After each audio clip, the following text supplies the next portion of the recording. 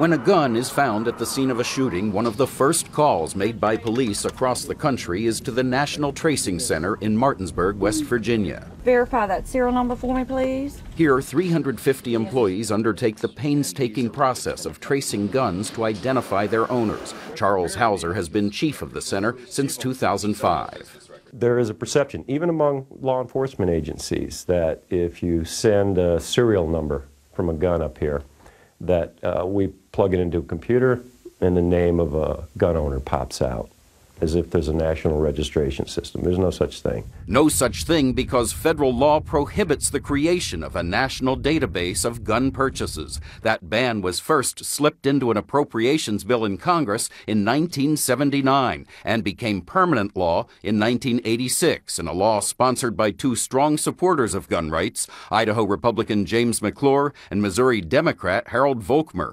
Both men passed away in 2011.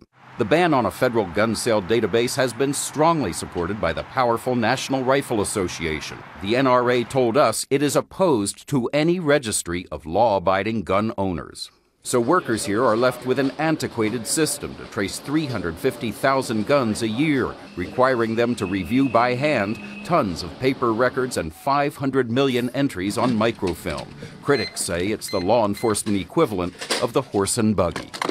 I'm calling in regards to the trace on the Glock that we had. The investigators spend much of their time on the phone. We actually have to contact the chain, all the dealers in the chain of distribution. More than a third of the traces involve a gun store that's gone out of business. Those records are sent to the tracing center, which receives more than 1,000 boxes a month. Many of the records are barely legible. So, for example, these are records that we received as a result of Hurricane Katrina. We had to dry these out in the parking lot. You dried these out in the parking lot? Yes, sir, we did. Despite the burdensome process, gun traces that are marked urgent are usually completed within 24 hours, but routine traces average about 5 days.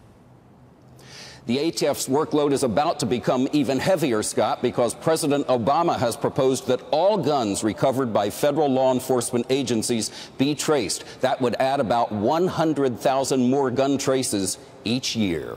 Chip Reid at the ATF. Chip, thanks very much.